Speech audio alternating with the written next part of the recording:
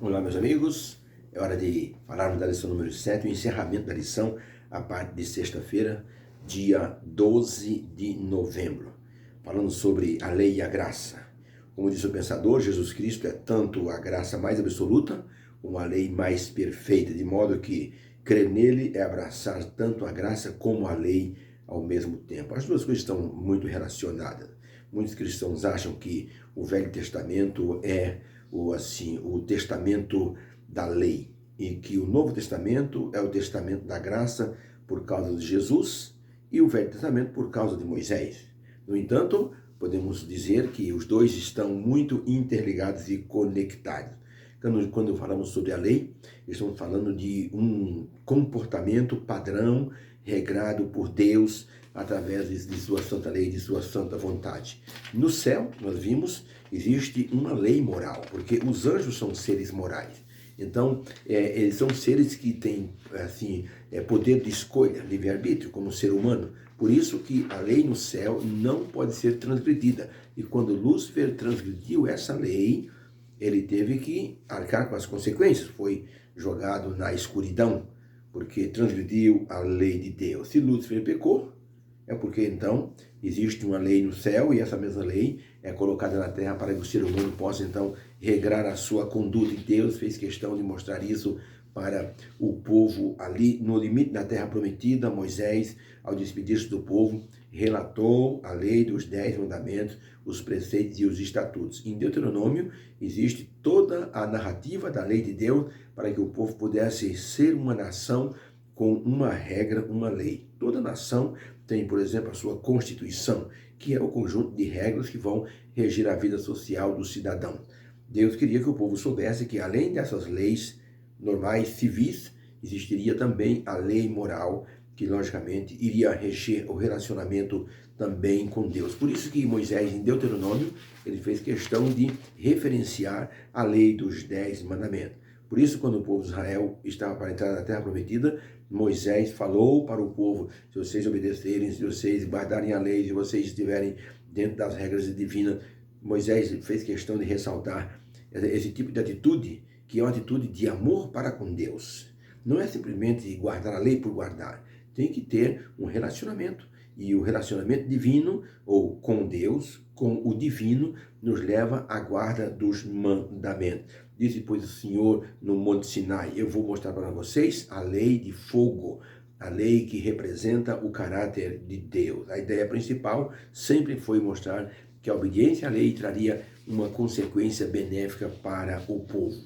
Depois estudamos sobre Letovlak, que é uma expressão hebraica que significa para o seu bem. Deus mostrou, através de Moisés, que a guarda da lei era para o bem daquela nação. Não havia a intenção divina de transformá-los em escravos, outra vez, escravos da lei. Pelo contrário, a lei significava uma liberdade. E Deus então mostrou que era para o bem do povo. E mostrou: vocês foram escravos no Egito, vocês não tinham nenhum tipo de lei, nenhum tipo de regra, era somente sofrimento. Aqui vocês têm toda a liberdade, vão conquistar a terra porque Deus vai permitir isso. E mostrou também que não era porque eles eram os melhores, eles foram escravos no Egito, deviam se lembrar disso, queriam ser grandes, e para uma nação ser grande tem que ter riqueza e poder de guerra. Deus disse: vocês podem ter todas essas coisas, porém, é o que disse o profeta: não é por força nem por violência, mas pelo meu espírito, diz o Senhor. E Deus mostrou para o povo que não era por causa da justiça que eles possuíam, que eles estavam conquistando a terra. Não é por serem mais numerosos, mas era pelo braço do Senhor. Tanto que quando Moisés estava diante da terra prometida na primeira vez, e o povo teve que vagar 40 anos no deserto. O livro de Números 1:26 diz que havia 605 mil homens, só os homens de 20 anos para cima. Era o grande poder de guerra de Israel. Morreram todos no deserto, os 605 mil. Então, a nova nação que estava diante da terra prometida iria conquistar a terra pelo braço do Senhor. Por isso que Moisés disse, não é por causa da vossa justiça. Então, quando vocês conquistarem a terra, não digam depois, foi por causa do nosso, da nossa força, foi por causa da nossa justiça que nós conquistamos. Não, é por causa do braço do Senhor. Devemos nos lembrar disso. Quando a igreja está prosperando, não é porque nós somos bons administradores, nem porque a liderança ela é absolutamente inteligente, tem planos maravilhosos, é porque Deus está no comando, senão não se faz nada sem a presença divina. E finalmente chegamos então na parte de sexta-feira, que é o resumo de tudo que nós estudamos. E aí ele fala que o inimigo, o nosso inimigo se rebelou contra Deus, e hoje ele é um grande estrategista, um general, que só tem como assim um foco, o engano do povo para anular a lei de Deus. Se o diabo conseguir anular a lei de Deus, que é o verdadeiro detector do pecado, aí então as pessoas vão perder toda a regra de justiça. Por isso que o diabo está muito interessado em anular a lei do Senhor. Mas qual é o relacionamento entre lei e graça? Nós vimos então, durante toda essa semana, que a lei de Deus se relaciona com a graça. O povo não conquistaria nada, não seria nada se não fosse a graça divina. E foi a graça divina que mostrou para aquele povo como eles poderiam ser transformados em uma potência pelo poder de Deus. Vamos pensar numa coisa, a lei de Deus, ela nos mostra, ou ela mostra que nós somos mendigos, mas é a graça divina que nos transforma em cidadãos do reino de Deus. Uma vez um rapaz da Índia procurou assim o brahmanismo, que é uma espécie assim de religião que adora o deus Brahma. E ele então pediu para os sacerdotes dizerem para ele como poderia ele conquistar assim o céu, como poderia expiar os seus pecados. Os sacerdotes, então, indianos disseram para ele, olha, você tem que fazer uma sandália com muitos pregos, com as pontas que toquem a sola dos seus pés. Você deve andar 18 quilômetros. Se ferir muito os seus pés, pode parar de vez em quando para descansar, mas retoma a caminhada. Mesmo que você perca muito sangue, quando você chegar no final de sua caminhada, você vai ter os seus pecados expiados e você vai começar de novo a outra etapa para então expiar mais um pouco os seus pecados.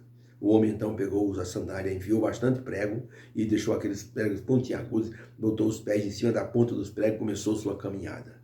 Andou praticamente 18 horas. Os pés ficaram ensanguentados com a ponta dos pregos.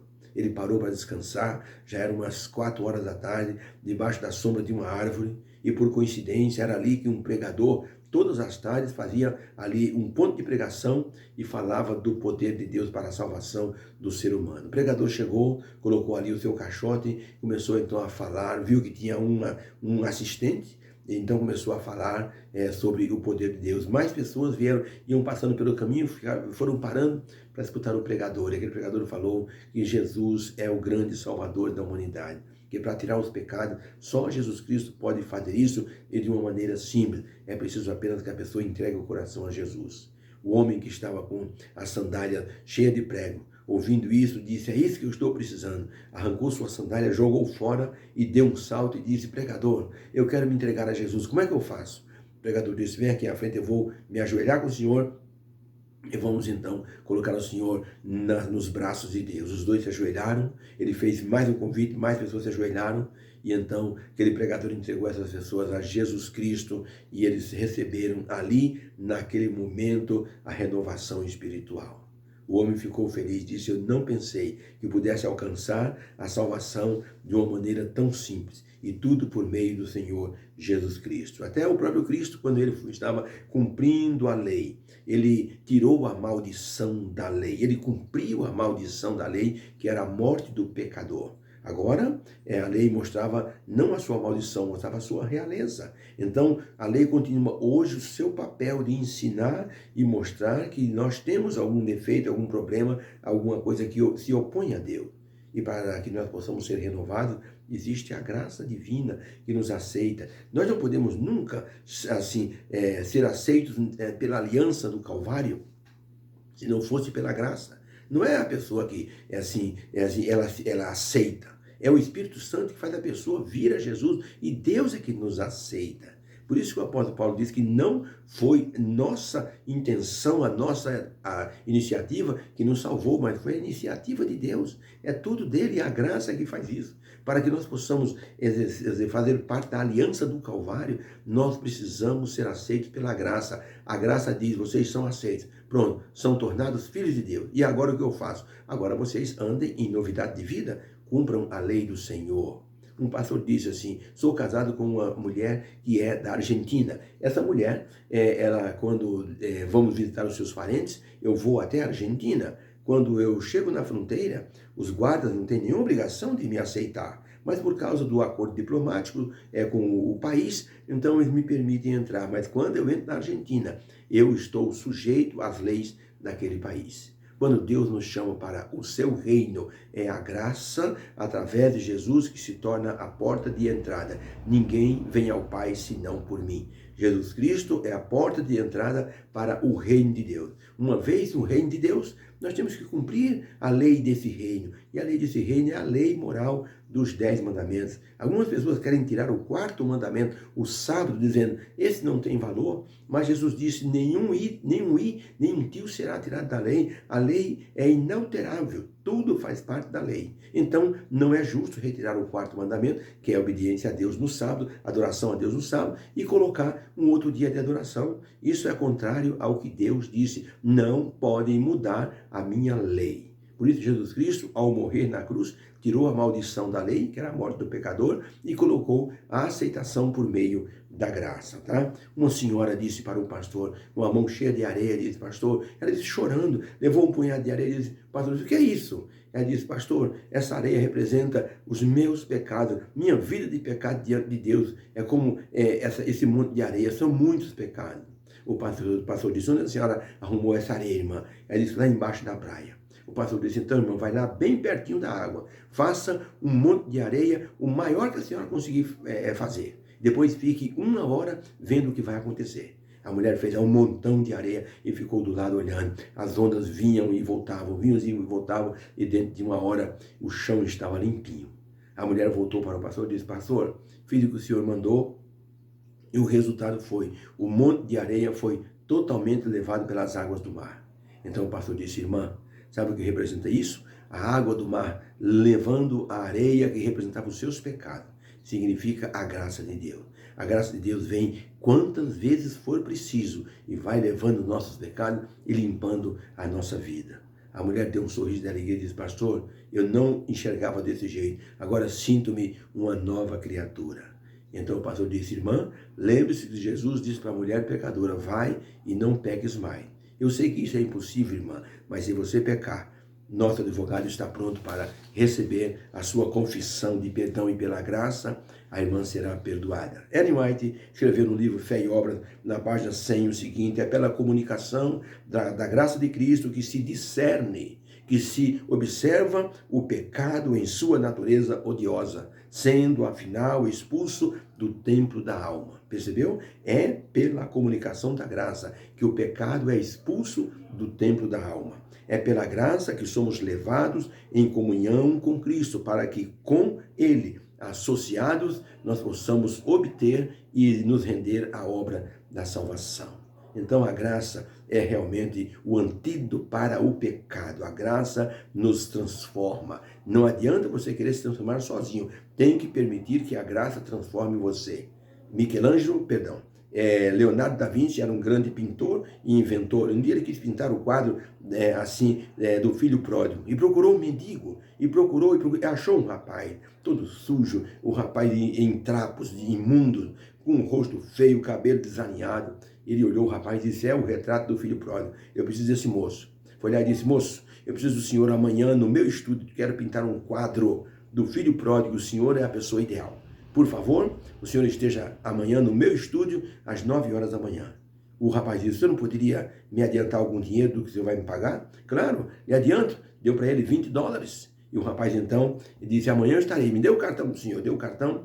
E então o rapaz disse, eu sei onde é essa rua. Eu estarei amanhã às 9 horas.